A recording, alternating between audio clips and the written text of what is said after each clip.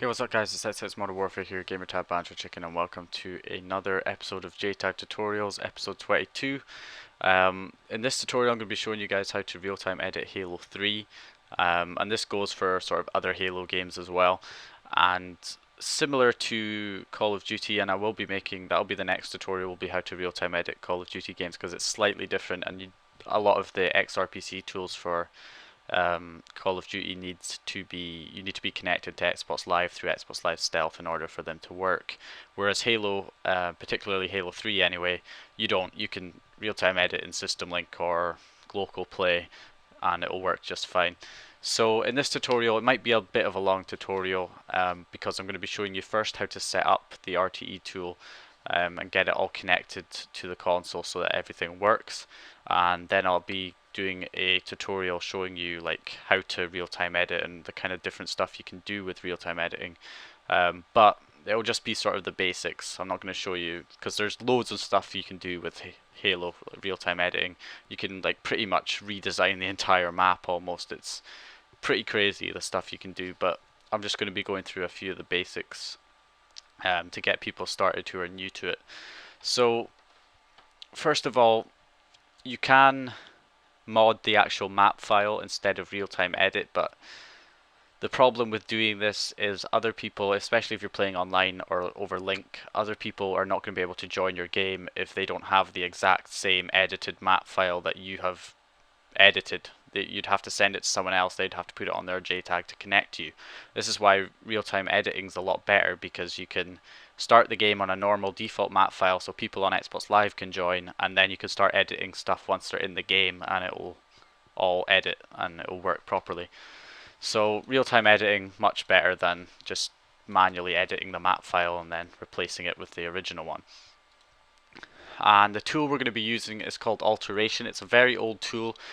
I think it's like the original Halo modding tool. Used to be, I think it was designed for development kits before Jtags were even, well, before the XBDM plugin came out anyway for Jtags. But Alteration, there's two versions of Alteration. You've got to watch out for this. Please download the one I have in the description. Do not download one from anywhere else, because you may get the wrong one. There's a debug version, and that's the version that we want, is the debug version, because the original version was just designed for development kit consoles, and in order for it to work on Jtag consoles you need a hacked.xex file called rtelauncher.xex or something like that. The problem with this is, if you're going to be doing this over Xbox Live on Xbox Live Stealth, is running a hacked XEX is likely to get your key vault banned a lot quicker. So the debug version, the version we're going to be using, is a lot better and safer to use, because it's using the XBDM plugin for dash launch.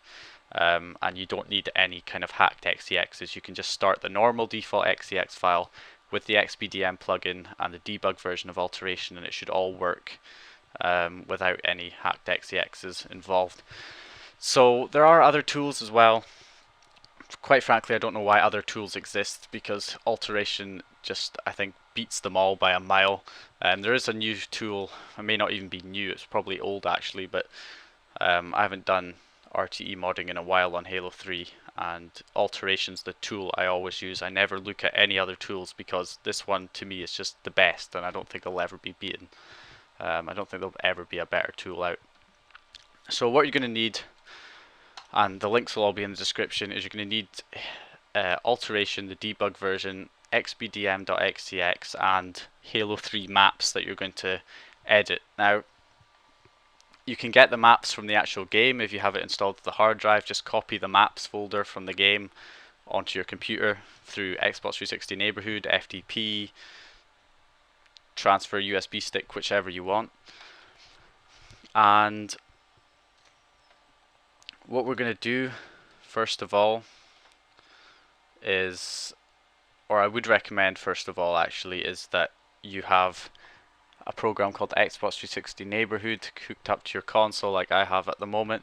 Now if you don't know how to do this, then sorry, ignore that. If you don't know how to do this, then please watch episode 17, because episode 17 will explain how to set up Xbox 360 Neighborhood. So what you're going to do is go onto your Jtag, go onto your retail hard drive and locate, I've already got my XBDM in there, but what you're going to do is copy the one if you don't already have it. In fact, if you don't already have it, you won't be able to use Xbox 360 neighborhood in the first place. So you'd probably be better copying it over with, do I have FileZilla on here? Yes, I do. You're probably better off copying it over through FileZilla. And I am not sure if I have this set up correctly, so I don't know if it will connect. But we'll give it a go here.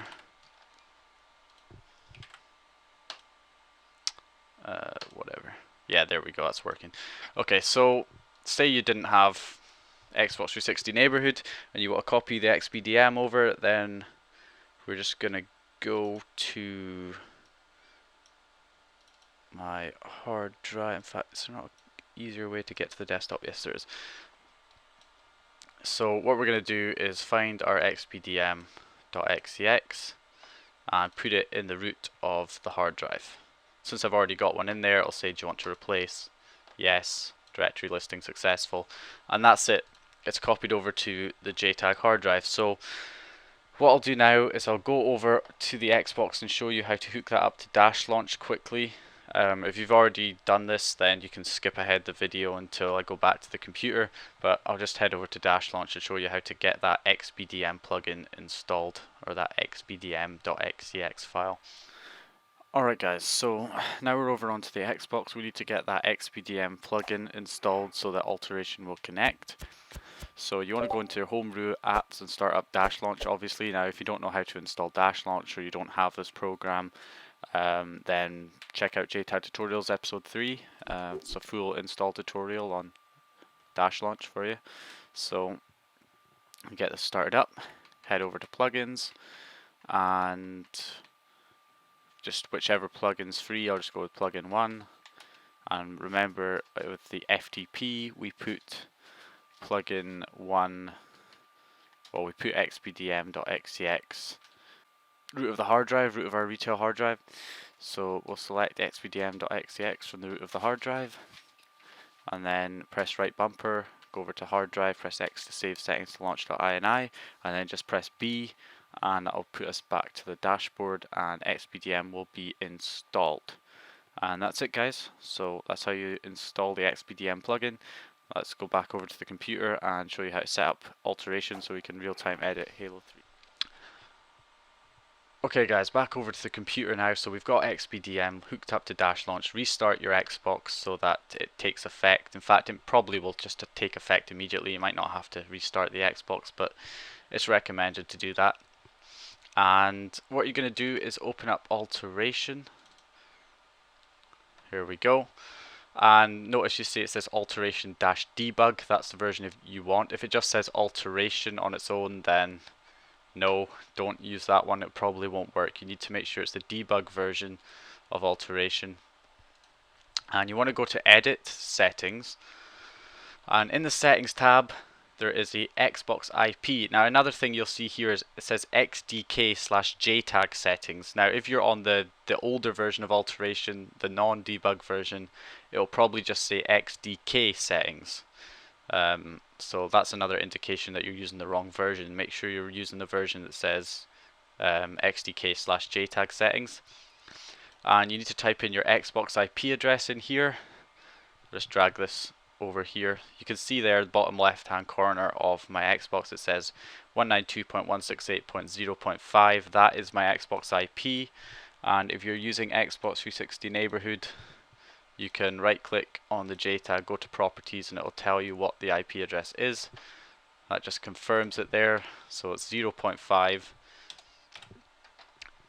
and that'll be that. So close that off. So that should now be able to connect to my Jtag.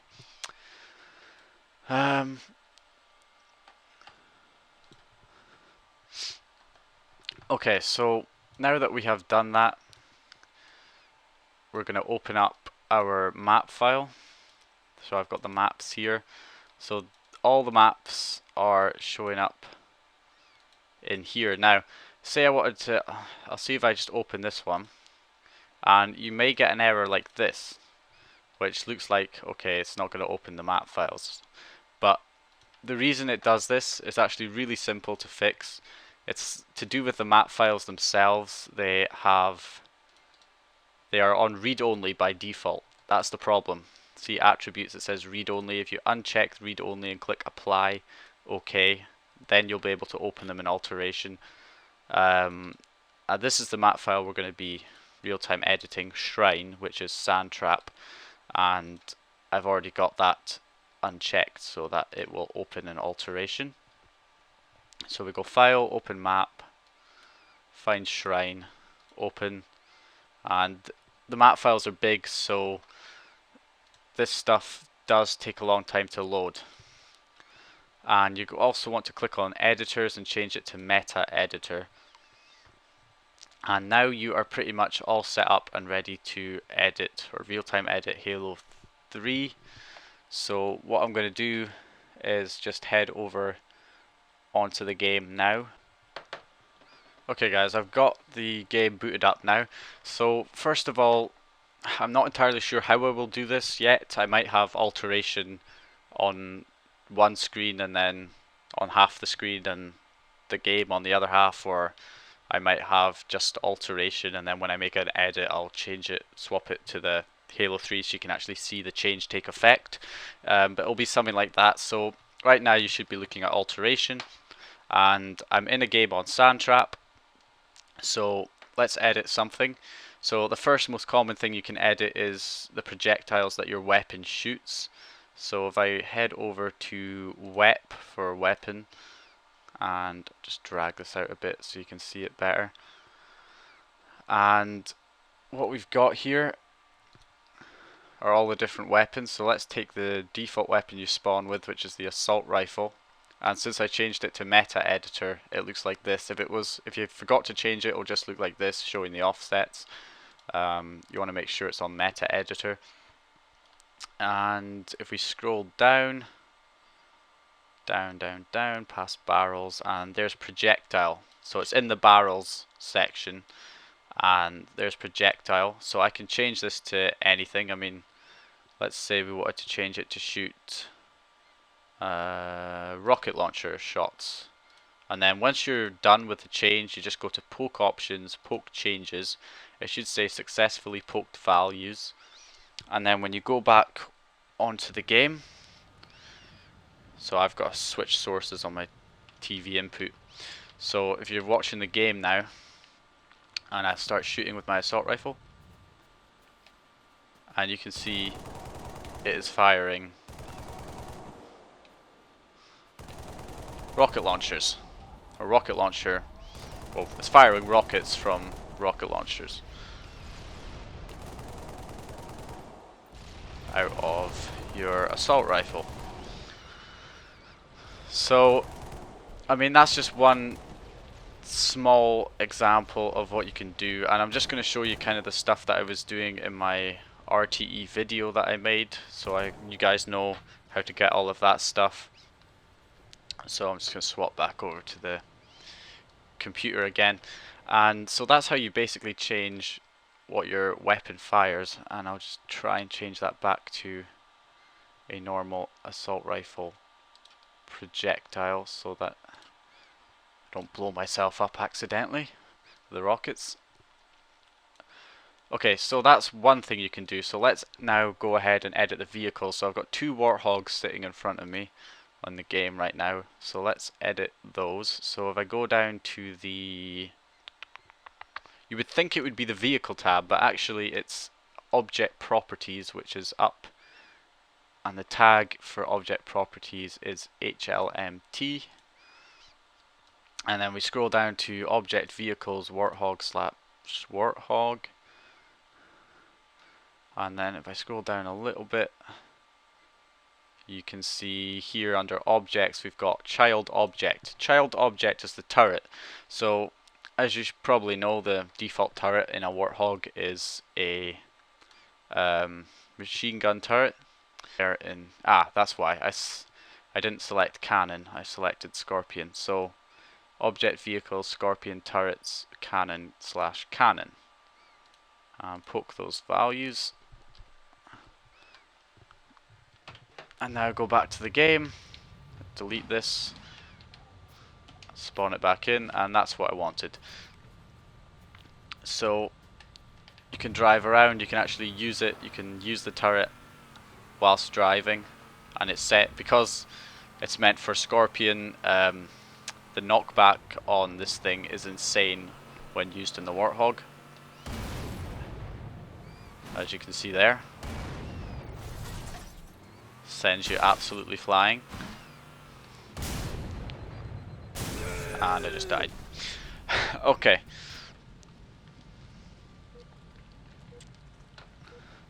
Okay, so that's how you change the back of the vehicles. And another thing I normally create is I tell it to make it into a Scorpion like I had before. And then what I do is I go to the Wraith. Do I go to the Wraith? No, I go to the Scorpion. So let's go to Vehicles, Objects, Vehicles, Scorpion / Scorpion. Go to the child object on the Scorpion, and I'll change this to a Wraith turret. And I believe, actually, almost did it wrong again there. Mortar / mortar is the Wraith turret. So we're going to poke those changes, and go back to the game, because this is another thing that I create quite a lot in my, or that I show a lot in the video. And I'm going to have to go and delete one of the Warthogs because I've got too many spawned in at once. Let's just get rid of this one. And there. What I like about this vehicle is so many people can get in it. You can have one person getting in the side here, get another person driving, you can get another person in this small turret here,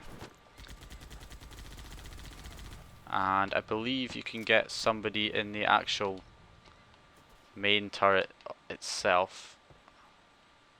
Yeah, you can get somebody in the Wraith turret like that. I think the knockback on this is pretty much the same as the tank. Yep, even worse. Okay, so as you can see, we've kind of edited quite a lot already, the kind of different stuff you can do. There's a lot more that you can do, and I will be showing you a few more things. So let's see how to make a flying Warthog as well, because I have done that quite a bit in my video. And if you haven't seen the video, it'll be on screen. I'll probably put an annotation on screen now of the video where I actually show off the RTE mods. And let's see what we can do here. Scorpion. We want a Warthog. I need to put this back to a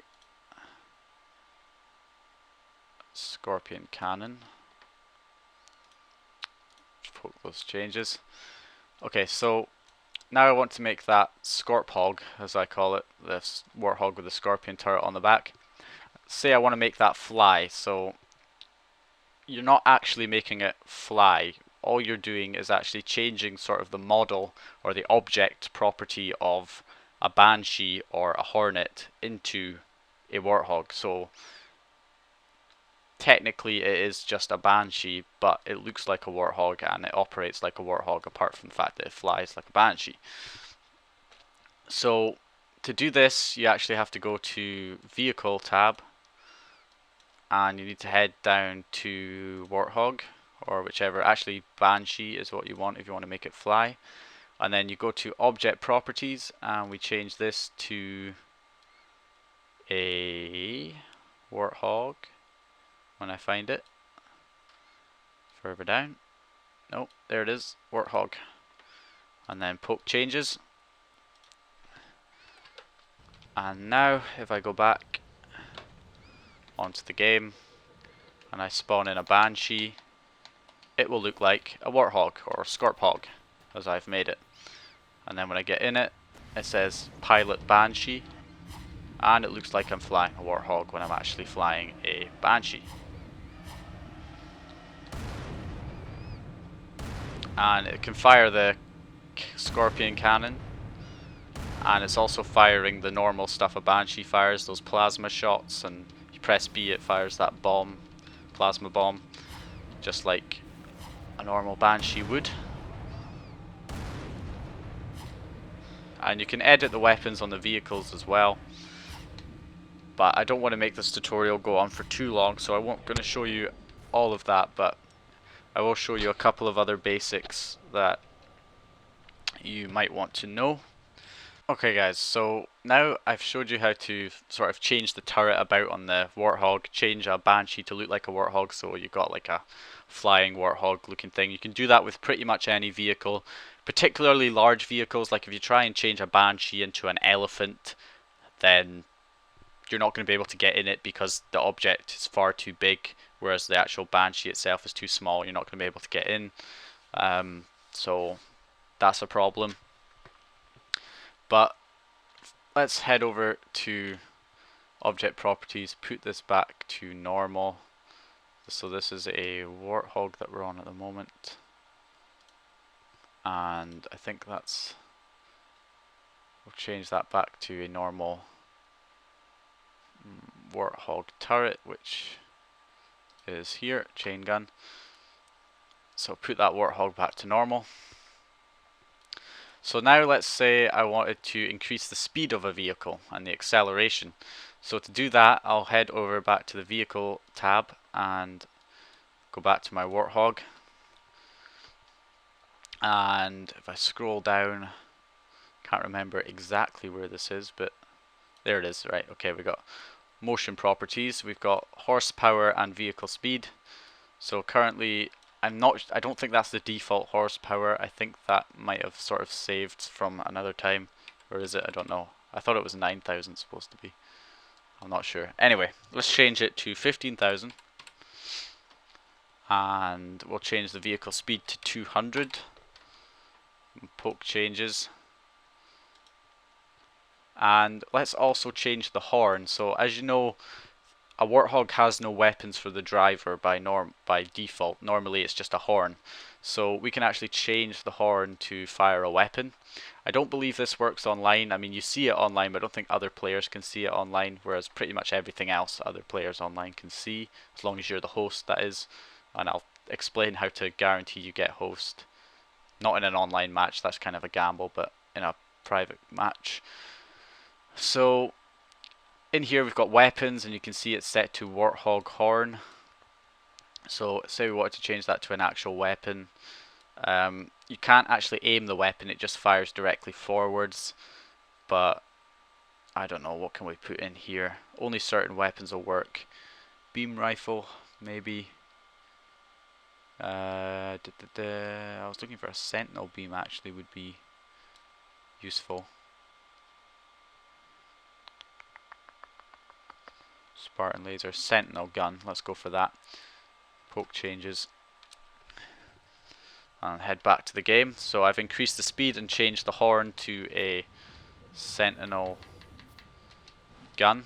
So you can actually see it in there. You can see the sentinel gun in there.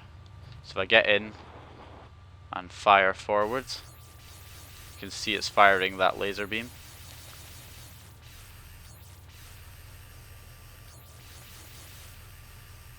And you can do that with quite a few weapons. I know the Spartan laser works. The rocket launcher works, but it's a bit ridiculous. I mean, you can get yourself blown up if you do that. Okay, so let's show the increased speed. That is driving a lot faster than it can normally drive. And you can do the same thing with this vehicle I'm right next to here, the elephant. You can change the speed of that. And another thing I should probably explain is, if you are a host, you can do all the stuff that I'm doing just now, all the editing. If you're not the host of the game, then you can only really edit certain things. The only thing I've really noticed that you can edit when you're not the host and that other people see is vehicle speed.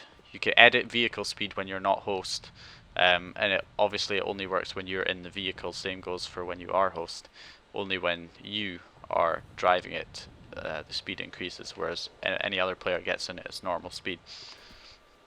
But if you edit the turret to like a Scorpion turret or something like that, other people in the game can see it, drive it, and use the turret just like you can. So that's pretty awesome. So let's see what else we can do. So I've showed you quite a few things to do with vehicles. Now I'm going to show you how to let's see, to finish off, I'll show you how to get out of the map and do God mode and stuff like that. So, and this works, you have to be host for this to work, unfortunately. It would be good if you could get out of the map when you're not host, but you can to a certain degree, but you die after you get too far out, whereas if you do it when you are host, you can go as far out the map as you want. There are ways of removing death barriers, but I mean, I could look it up and find it somewhere, but for now I'm just going to put God mode on so that you won't die from death barriers, and then remove the what do you call those barriers that just kind of spring you back into the map? Whatever they're called, we're going to be removing those so that you can get out of the map.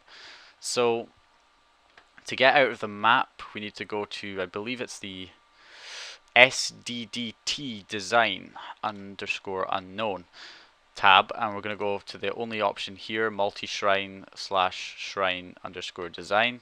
You see there's nothing in here. You have to go to options and show invisibles. If you do this to any of the other stuff, there's just a huge list of stuff that you can edit. And here you've got placement X, Y, and Z. Change those to 0. So placement X, Y, and Z to 0. And then we'll poke changes. That should allow us, well, that should remove those barriers, spring barriers that spring you back into the map. And to get God mode, we need to go into HLMT, Object Properties, and you want to go to Master Chief. Now it depends which one you're playing as. If you're playing as an elite, then you'd go for elite. If you're playing as Master Chief or a human, then you'd go MP Master Chief. And if you want to get out of the map while you're in editor mode, Oracle mode, then you want to go to Monitor Editor. So it's best to do all three of these. And you want to scroll down till you find Health / Damage, and go down to Cannot Die from Damage, and poke changes, and that gives you God mode. And let's do the same on the Monitor Editor as well, Cannot Die from Damage. And if you were playing as an elite, then you'd go to Elite, Cannot Die from Damage, poke changes, and that should allow us to get out of the map. So let's get back into a Warthog and get out of the map, hopefully. Just going to drive right out. Now normally about halfway along this sort of sand desert area, you would get sprung back in the map, whereas hopefully I have God mode, and hopefully the barriers are removed and I can get right over here. And you can see there my shields have gone, which means the death barriers try to take effect, but it can't kill me because I've got God mode on. And I am driving around outside the map. Now, at the moment my Warthog is not invincible, so it can be destroyed, but again it's the same thing. If you want to make a vehicle invincible, you'd go to Object Properties on the vehicle, go to Health / Damage, and then go to Cannot Die from Damage, same way I did with your actual character you're playing as, and it will give the vehicle itself God mode as well. So yeah, that is it. And I should have the same in Oracle mode as well. I should be invincible, so my shields will probably go down again when I get to a certain height. Yeah, that's my shields gone now. And I'm not dying, I can go right up to the frigate, which is not solid, unfortunately, but yeah, kind of sucks. Be cool if this thing was solid, but you can just fall straight through it.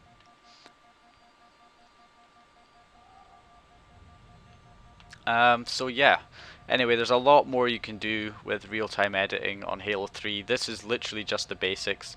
You can do lots and lots of stuff. If you just go and look on YouTube at the kind of, just search for like Halo 3 custom vehicles or whatever, you'll see people who have been using RTE, and they've made some really crazy vehicles. I don't know how they do it, but you can do a lot more, and this is just the basics. So anyway guys, if you liked the video, then remember to leave a like.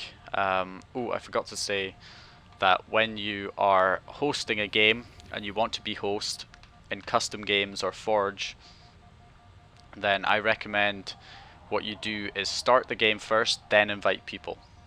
Don't invite people while you're in the pre-game lobby, because then it will select a host and it may not be you. So if you want to definitely get hosts, start the game first so you're in the game, then invite people and you will be guaranteed host. So yeah, that's it. So if you liked the video, then please give it a like. Of course, subscribe if you haven't subscribed already. Comment if you have any questions, and the Call of Duty RTE video I will try and get up as soon as possible. As soon as I get Xbox Live Stealth again, I will get to work on that tutorial. So yeah guys, thanks for watching, and I will hopefully see you guys next time.